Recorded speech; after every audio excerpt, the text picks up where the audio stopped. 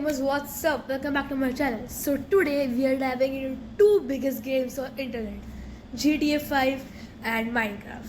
So I have seen some 10 amazing tricks of these board games that you don't even know.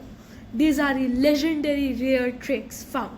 If you want these tricks to happen in your game, you have to subscribe, like, comment and turn on the bell icon for more amazing videos. You can even get shoutouts from my side and you can get a free bag. Without wasting any time, let's start with GTA 5. Codes you gotta try in GTA 5 right after watching this video, from some of the craziest to the most useful. But before we dive in, here's a warning. When you activate cheat codes, you'll get a notification saying that achievements will be disabled for that session, so use them wisely. Also, I've got a surprise for you at the end, so make sure you stick around till the last. And with this, let's move to our very first cheat code, that is Tool Up. Imagine playing GTA with no weapons. That's just unfair, right? This cheat gives you all the primary weapons in the game, and every time you enter it, the ammo for all weapons will also increase. Now next we have Lawyer Up. As you can see, I've got a 3-star wanted level, so to get rid of it, all I have to do is type Lawyer Up, and eventually, my wanted level drops by 1 star. So it means if you got 3-star wanted level, you have to type it 3 times to remove all stars. And this one's actually pretty useful if you're new to GTA 5. Now at number 3, we've got Painkiller. This cheat is a total beast, because once you type it, you become invincible for the next 5 minutes. Like literally, no damage from anything, no bullets, no explosions, nothing can stop you from creating chaos in the city without a scratch. But what if time goes off and you have nowhere to hide? So for that situation, we have number 4, Catch Me. Now, as the name suggests, this cheat will make you run really fast as compared with the normal sprinting speed of your character, so that you can easily escape from any situation.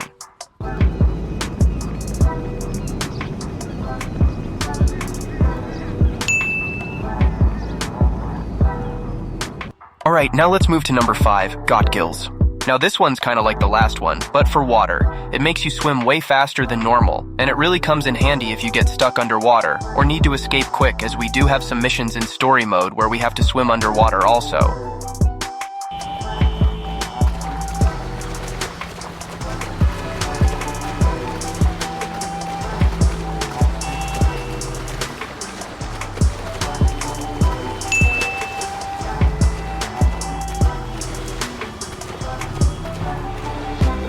Next up at number 6, we have Power Up. Now, as you can see, my special ability bar is empty, so this cheat recharges your special ability bar instantly. Means if you're playing as Michael, for example, it'll boost that slow-mo shooting skill, which is super helpful during shooting or at tight missions. Now at number 7, we have Hoptoid, and this one is actually super fun cheat code because it gives you the super jump ability. You can literally leap over cars, fences, even small buildings. Just don't forget to hit that roll when you land, or you'll end up face first on the road. Also try to avoid landing over any streetlight or you'll fall down. With this, let's look at number 8, and here we have Turtle.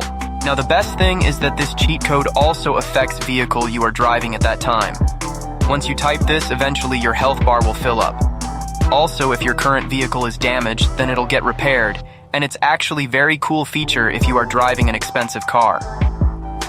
Now at number 9, we got Death Car. Typing this cheat spawns the Duco Death, and honestly, this car doesn't even need an intro. It's a tank on wheels, takes heavy damage, and just keeps going. Literally an unstoppable machine. But here's a twist. The cheat only works if you've completed its side mission, the Duel Challenge.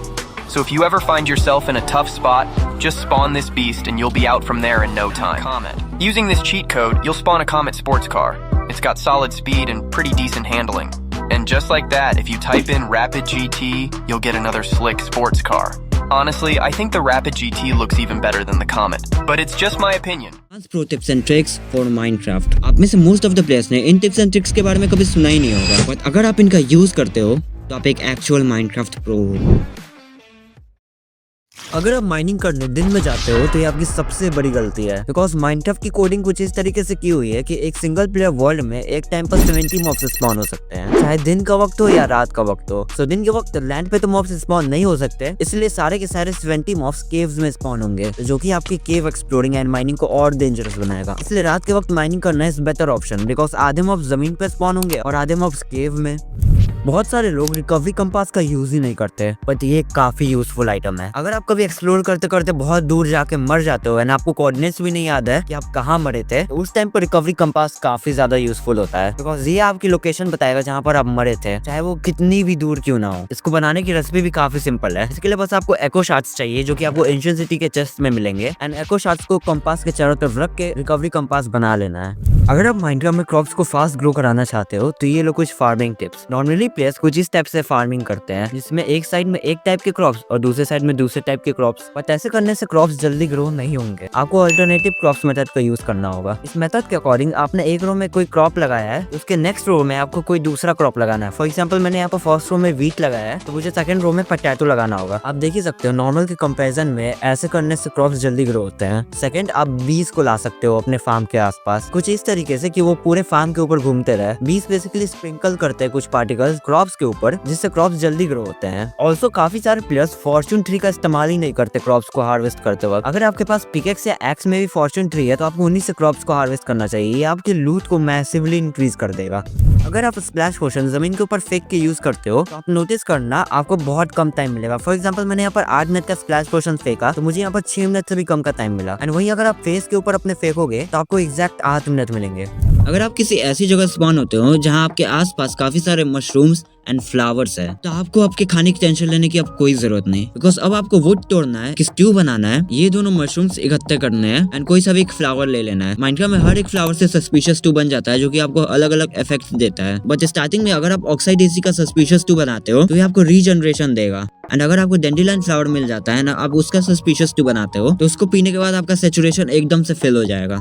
आपने एक underground या secret base की ये वाली entrance तो देखी ही होगी। अब नीचे जो पानी रखने वाला तरीका ये थोड़ा पुराना हो चुका है, बिकॉज इसमें एक स्मूथ लैंडिंग नहीं मिलती है। मेरे पास इससे बेटर ऑप्शन है। आपको एक बकेट में स्नो पाउडर लेना है एंड इसको यहाँ पर प्लेस कर देना है। देन आपको इसके ऊपर कोई सा भी एक कारपेट लगाना है, moss carpet and pill carpet भी चलेगा। एंड अब आप इस पर कूदोगे तो आपको ना तो डैमेज मिलेगा प्लस स्मूथ लैंडिंग मिलेगी।